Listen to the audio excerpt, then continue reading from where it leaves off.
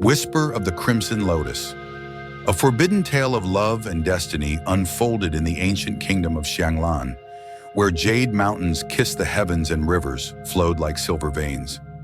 Xianglan was a land where the balance of nature and spirit reigned supreme, its people thriving under the watchful gaze of divine forces.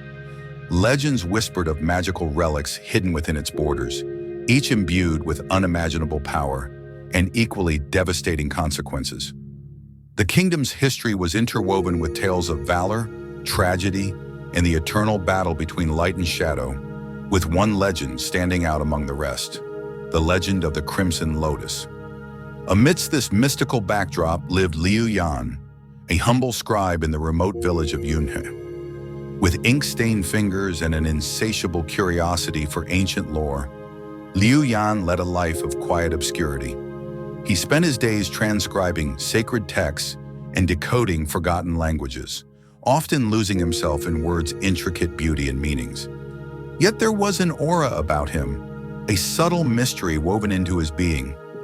Villagers often spoke of the peculiar scar upon his chest, shaped like the petals of a lotus, though none dared to ask its origin. This scar, hidden beneath his simple robes, seemed to pulsate with a faint warmth whenever he dreamed of the lotus. Far from Yunhe, Wei Jian, the emperor's most formidable warrior, was a man whose name alone struck fear and admiration in equal measure. A seasoned general, Wei Jian had fought countless battles to protect Xianglan from external threats. His reputation as an indomitable force on the battlefield was matched only by his unwavering loyalty to the throne. Yet beneath the veneer of strength lay a man burdened by the ghosts of war and the weight of sacrifices made in the name of duty. The emperor's latest directive, to seek out and secure the Crimson Lotus, was a mission shrouded in secrecy and peril, one that would bring him face to face with forces he could neither predict nor control. This is the story of Liu Yan and Wei Jian, two souls drawn together by forces beyond their comprehension. It is a tale of love that defied the heavens, of courage tested against insurmountable odds, and of a crimson lotus that would change their lives forever. Chapter 1. The Scribe and the Warrior. Liu Yan's life was one of quiet simplicity, filled with the steady rhythm of ink flowing onto parchment. He found solace in transcribing ancient texts, immersing himself in stories of forgotten gods and mythical heroes. Yet each night as he drifted to sleep, the visions of a crimson lotus blooming in a sea of flames returned, more vivid and haunting with each passing day. The whispers in his dreams were cryptic but insistent, calling him toward an unknown fate. These dreams left him waking in a cold sweat, his heart pounding with a mixture of fear and inexplicable longing. The lotus seemed to call out to him, as if it held the answers to questions he had yet to ask. One fateful afternoon, a stranger arrived in Yunhe. Wei Jian, clad in a worn cloak that concealed his imposing armor, exuded an aura of restrained power. The villagers treated him with a mix of caution and reverence, sensing the weight of his unspoken purpose. Wei Jian's arrival was unremarkable at first. He sought lodging and provisions, speaking little and keeping to himself. Yet his presence was impossible to ignore. His piercing gaze and the deliberate way he moved hinted at a man who was always prepared for battle. When their paths crossed at the temple, Liu Yan's keen eyes noticed the intricate dragon crest etched on the hilt of Wei Jian's sword, a symbol known only to the emperor's elite. The scribe's curiosity was piqued, and he found himself drawn to the enigmatic stranger. Their interaction began with wary politeness, but Liu Yan's inquisitive nature soon broke through Wei Jian's guarded demeanor. They spoke of the temple's history, the local myths, and the peculiarities of the region. Wei Jian's responses were measured, but Liu Yan sensed that the warrior was withholding something significant. As their conversation deepened, Wei Jian let slip fragments of his mission, a search for an artifact of immense power that could either save or destroy the kingdom. Liu Yan's dreams suddenly seemed less like mere phantoms and more like echoes of a forgotten truth. An unspoken understanding formed between them, and Liu Yan offered his knowledge of local lore to aid Wei Jian, though the warrior was reluctant to involve him in the danger ahead. "This is not your battle," Wei Jian warned, his voice heavy with the weight of responsibility. But Liu Yan's resolve was unshakable. driven by a sense that his destiny was intertwined with the warrior's quest. Chapter 2. The Prophecy Unfolds. As Weijian prepared to leave Yunhe, a traveling fortune teller appeared in the village square, drawing a curious crowd. She was an elderly woman with eyes that seemed to pierce through the veil of time. Her gaze lingered on Liu Yan and Wei Jian, and she beckoned them forward with an urgency that silenced the murmurs around them. "The Crimson Lotus," she intoned, her voice resonating like a distant echo. "Two hearts will ignite the flame. One must perish for the other to thrive." Liu Yan's blood ran cold as the fortune teller's words mirrored the whispers from his dreams. Wei Jian, though skeptical, couldn't dismiss the gravity of her warning. Against his better judgment, he agreed to let Liu Yan accompany him. Together, they embarked on a journey that would take them far beyond the borders of Yunhe. Their path was fraught with peril. In the forest of whispers, the trees themselves seemed alive, their gnarled branches reaching for intruders. The air was thick with an unnatural stillness, broken only by the rustling of leaves that seemed to whisper secrets of their own. Liu Yan's knowledge of ancient chants saved them from spectral wolves that prowled the shadows.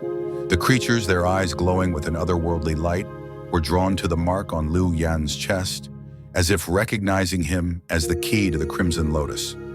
In the ruins of Tianming, they deciphered riddles etched into crumbling walls, narrowly escaping a trap that would have buried them alive. The ruins, once a grand temple dedicated to the gods, now lay in desolation, its halls echoing with the memories of forgotten prayers. Wei Jin's sharp instincts and Liu Yan's intellectual prowess proved to be an invaluable combination. Together, they unearthed clues that hinted at the true nature of the Crimson Lotus and its connection to the balance of the kingdom. Through these trials, the bond between Liu Yan and Wei Jian deepened. Wei Jian began to shed his stoic facade, revealing glimpses of the man beneath the armor. He spoke of his childhood, of the sacrifices he had made in service to the emperor, and of the loneliness that came with his position. Liu Yan, in turn, found courage he never knew he possessed, his quiet strength complementing Wei Jian's resolute determination. Their companionship became a source of solace and hope, a light in the darkness of their perilous journey. Chapter 3. Secrets and Sacrifices. As they neared their destination, Liu Yan began to notice subtle changes in himself. His dreams grew more vivid, their imagery so intricate it felt like glimpses into another world. The scar on his chest burned with a strange heat that seemed to intensify whenever Wei Jian was near. Despite his attempts to dismiss it as a figment of his imagination, he couldn't ignore the connection between his dreams, his scar, and the whispers that had plagued him for years. Meanwhile, Wei Jian spent his evenings poring over ancient texts they had recovered during their journey. By the flickering light of a campfire, he connected fragmented prophecies and glyphs that pointed to a singular, horrifying truth. Liu Yan was no ordinary scribe. He was the chosen vessel of the Crimson Lotus, marked to bear its power at the ultimate cost, his life. This realization shook Wei Jian to his core. For the first time, the stoic warrior, who had faced countless battles without flinching, found himself paralyzed by fear. The revelation drove a wedge of unspoken tension between them. Wei Jian wrestled with the moral dilemma before him. His sworn duty to the emperor clashed violently with his growing feelings for Liu Yan. Each stolen glance, every fleeting moment of companionship, only deepened his turmoil. But beneath the weight of obligation and fear lay a single, unwavering resolve: to protect Liu Yan at all costs, even if it meant defying the mission that had brought him to Yun. Their journey culminated at the Temple of the Crimson Lotus, a structure carved into the heart of a towering cliff that seemed to scrape the heavens. The approach to the temple was treacherous, with steep, jagged paths that tested their endurance. The air grew thinner as they ascended, and an eerie silence enveloped them, broken only by the occasional gust of wind that carried an almost mournful sound. By the time they reached the temple's entrance, both were exhausted, yet resolute. Inside, the temple's grandeur was awe-inspiring.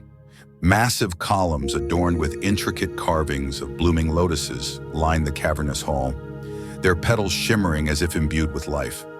At the center of the temple stood an altar bathed in an otherworldly crimson light, emanating from a floating lotus of pure energy.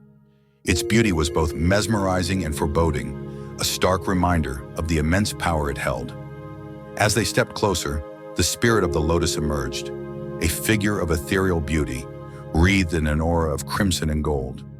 Its presence was both calming and commanding, its sorrowful gaze fixed upon them. When it spoke, its voice resonated like a melody from another realm, carrying both wisdom and despair.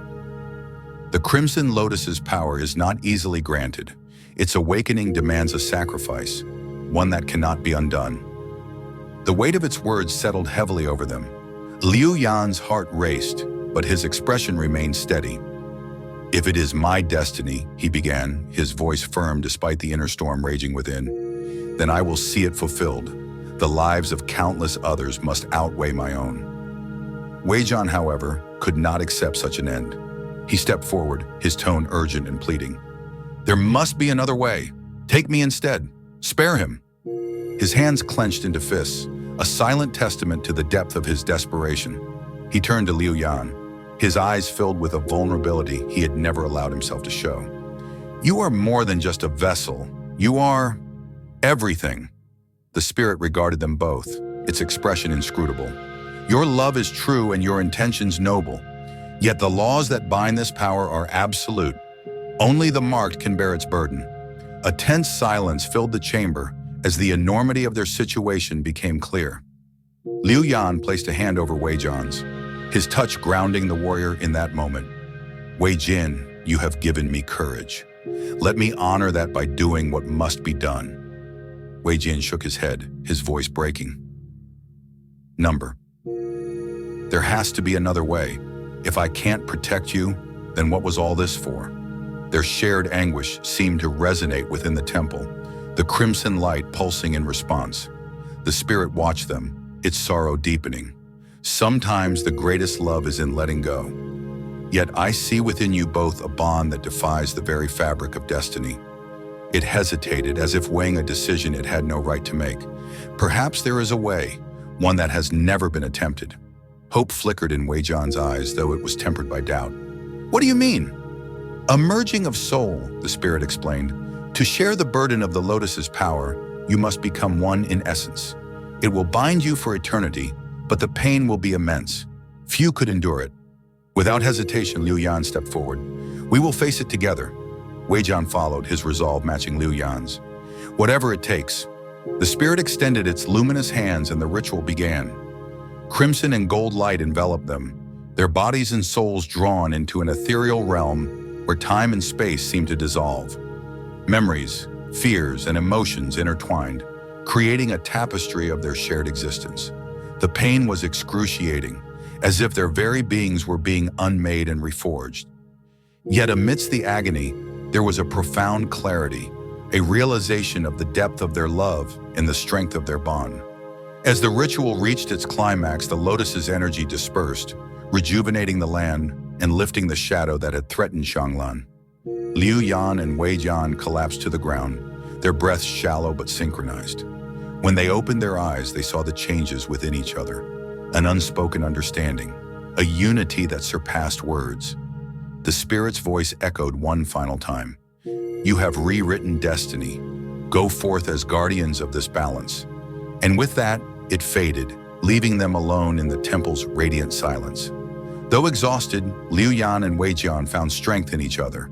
As they stepped out into the sunlight, hand in hand, they knew their journey was far from over.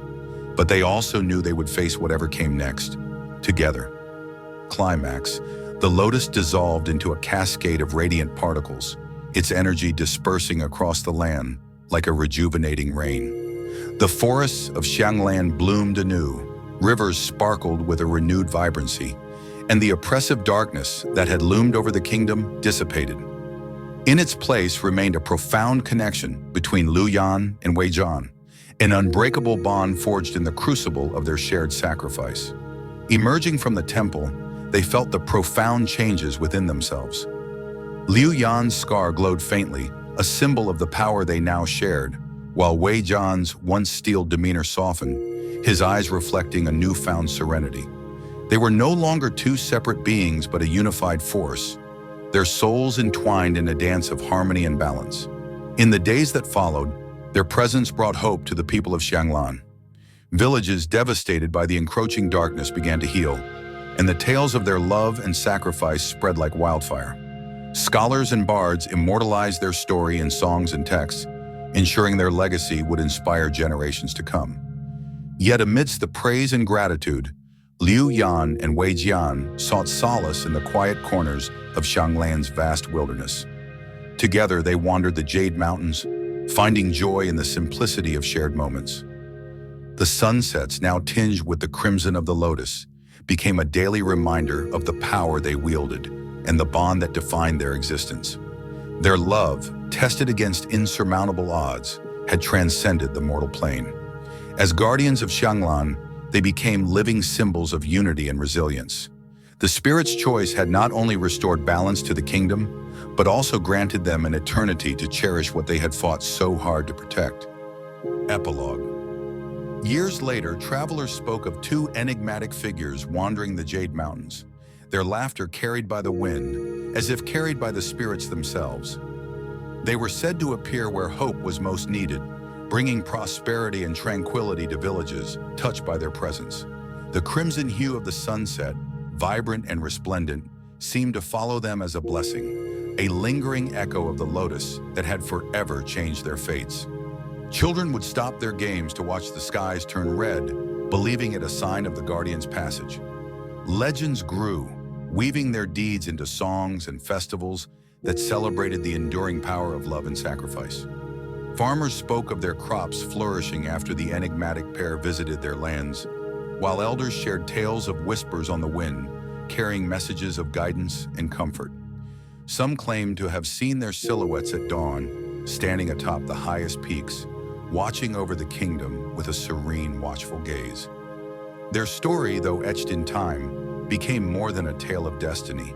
It was a living testament to the idea that love, when tested against the greatest adversities, could transcend mortality and shape the course of the world itself.